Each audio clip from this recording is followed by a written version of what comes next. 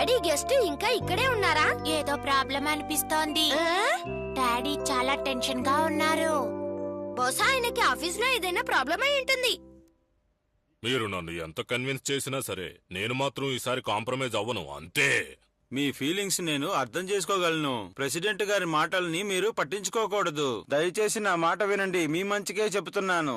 ఇన్నాళ్ళు చాలా ఓపిక పెట్టానండి, ఇక నా వల్ల కాదు. నాకు తెలుసు, అయినా లేదు, ఇక నన్ను ఇబ్బంది పెట్టకండి. కాసేపు ప్రశాంతంగా ఉండి ఆలోచించి ఒక నిర్ణయం తీసుకోండి. రేపు మళ్ళీ మనం డిస్కస్ చేద్దాం. ఆయన అలా మాట్లాడారని దయచేసి మీరేమీ అనుకోకండి.